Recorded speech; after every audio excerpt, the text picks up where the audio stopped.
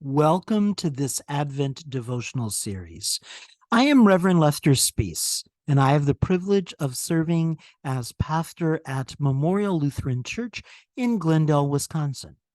During this Advent season, I will be reflecting on some tough questions that come from Scripture and on some sacred spaces that have helped me to respond to those tough questions.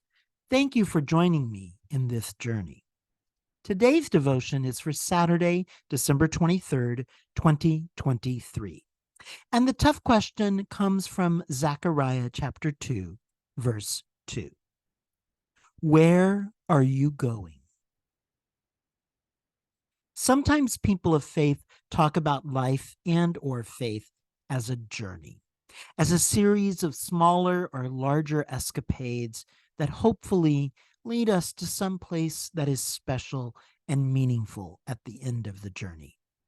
This goal can be especially important if the journey itself has been hard, when the roads we travel are a little too worn or too dangerous or too lonely or too difficult for us to bear. Sometimes I have thought about the things of life and faith in the context of a journey myself. But most of that way of thinking came as an adult, and not so much as a child. As a kid, I didn't travel that often or that far. Prior to my 18th birthday, I rarely traveled more than 10 miles away from my home on any given day. That was the approximate distance to my grade school and my church from our family farm. It was truly rare that we made any journey further than that 10-mile distance on any given day. Most of my childhood journeys were small and well contained to familiar roads and well worn streets.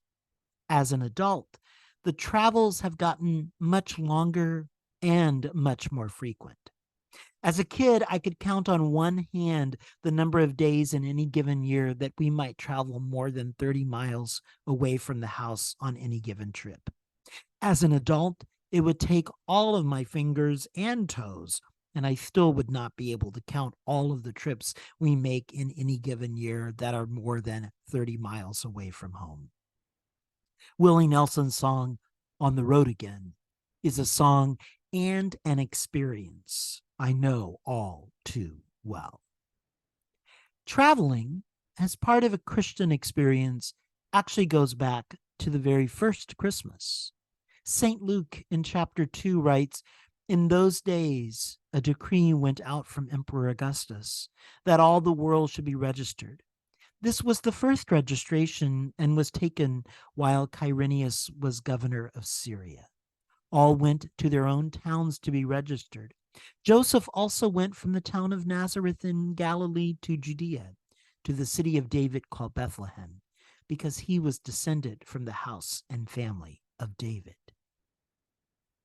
In terms of distance, the trip from the town of Nazareth in Galilee to Judea, to the city of David called Bethlehem, is about 70 miles. In modern terms, that may not sound like such a big deal, but the trip that Mary and Joseph took did not happen in modern times. It happened more than 2,000 years ago. And for them, on foot, the trip likely took about 4 days. I can't imagine what they were going through, the hardships that they must have endured, and the concern that they must have experienced when the birth of Jesus took place in hostile environments, in lowly conditions, far away from home. It had been a long journey, and I don't just mean the 4 days of travel for the registration. For months, Mary and Joseph had been receiving messages from angels regarding the miracle that was about to happen. For months, they had been contemplating what this might mean for them and for the world. For months, they had been trying their best to fulfill the divine calls given to them under these unusual and difficult circumstances. And they have finally fulfilled those calls faithfully. Their journey led them to a sacred space. a lowly space surrounded by animals and shepherds, a space where the baby Jesus had to be laid in an animal's manger. It may not have been the kind of space that was anticipated for this long expected gift.